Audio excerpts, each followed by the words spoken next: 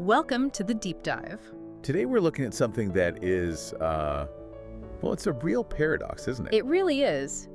How do you live a completely engaged temporary life when you are absolutely certain of a permanent eternal one? And our source material really centers on this idea of the movable house. Right, drawing from 2 Corinthians 5 and then this metaphor of the 5 houses to sort of frame everything. Exactly. The core argument is that your conviction about that final eternal house, it's what gives you the courage and motivation you need to live fully in all the temporary ones. Okay, let's unpack that. Where do we start? Well, the foundation is that paradox you mentioned, right, from 2 Corinthians. The idea that when believers are at home in the body, they are, by definition, away from the Lord. And what's fascinating is how absolute the source material is on this point. No middle ground. None at all. It says God's presence is either in heaven or on earth. There's no purgatory, no, intermediate zone. So that raises a huge question for me.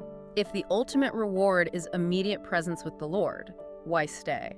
And that is the critical question the sources address. Right. Why would someone like Paul endure imprisonment, shipwrecks, all of it? Why not just pray for a quick exit? Because of that principle. Walk by faith, not by sight.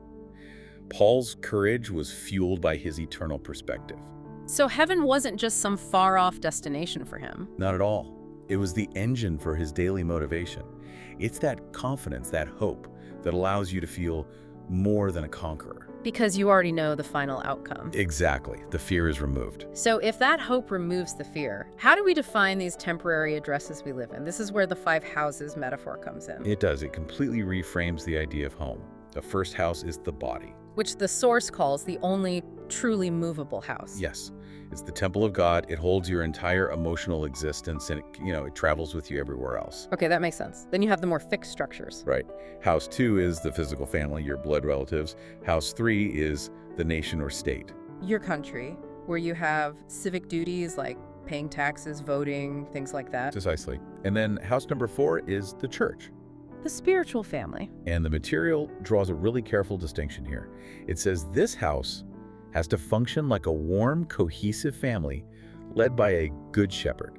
And not like a big impersonal corporation with a CEO. A very intentional distinction. It's about relationship. And the 5th house, of course, is the final destination. The eternal home. Heaven itself. So bringing this all together, what's the practical application of this whole framework? Well, it's definitely not about just sitting around and waiting to leave. It's about staying and diligently fulfilling your roles in those first 4 houses. Because they're all interconnected. Absolutely. The source warns that if you, say, damage your body through overwork or illegal actions, or if you neglect your family, you're actually undermining the very foundations that allow you to share your faith. You're damaging the temple itself. It's all about balancing your professional life with your personal care. So fulfilling those duties isn't just an obligation, it's an opportunity. A critical one. The ultimate purpose, according to these notes, is the responsibility to share God's grace with those who don't yet have this hope. Which leaves us with a pretty provocative final thought to consider. What happens when your commitment to that eternal home becomes so strong that you stop seeing your work or your national duties as just temporary, dreary obligations? And instead you see them as what? As vital platforms. As the primary place you've been given to share that hope, thereby fulfilling the job description inside the movable house you inhabit right now.